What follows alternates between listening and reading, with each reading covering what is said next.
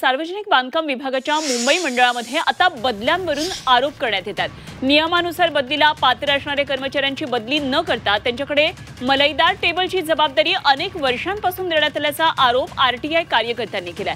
आणि विशेष म्हणजे 3 वर्षांनंतर कर्मचाऱ्यांची बदली करणं हे बंधनकारक असताना सुद्धा तो नियम सर्रासपणे धाब्यावर बसवण्यात आल्याचा आरोप आरटीआय कार्यकर्त्यांनी केलाय। सार्वजनिक बांधकाम विभाग हा राज्य सरकारचा एक महत्त्वाचा विभाग म्हणून ओळखला जातो, त्यामुळे वर्षानुवर्ष बदलीच न होणं यामागे इथलं अर्थकारण आहे का असा प्रश्न विचारला जातोय। आणि या संदर्भात आणखी माहिती जाणून घेऊया। आमचे प्रतिनिधी ओम देशमुख सध्या आपल्या बरोबर जोडले गेलेत। ओम, सार्वजनिक बांधकाम विभागाचा हा प्रश्न आहे आणि खरं तर 3 वर्षानंतर बदलीचा नियम असताना सुद्धा या नियमाचं पालन न झाल्याचं दिसतंय। काय नेमकं या संदर्भातले आणखी तपशील आहेत?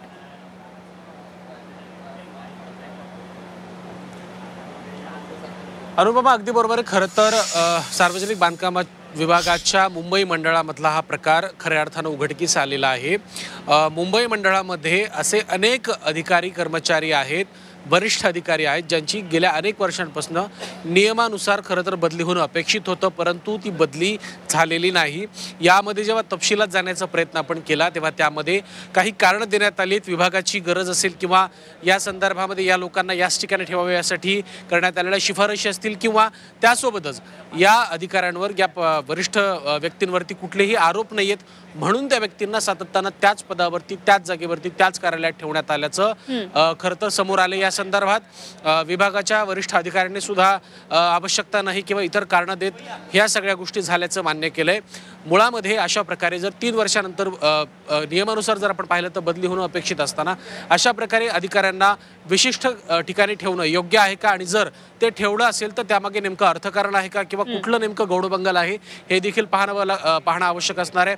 खरं तर सार्वजनिक बांधकाम विभागाच्या वरती अनेक आरोप सातत्याने होत असतात, एक महत्त्वाचा विभाग म्हणून त्याकडे पाहिलं जाते।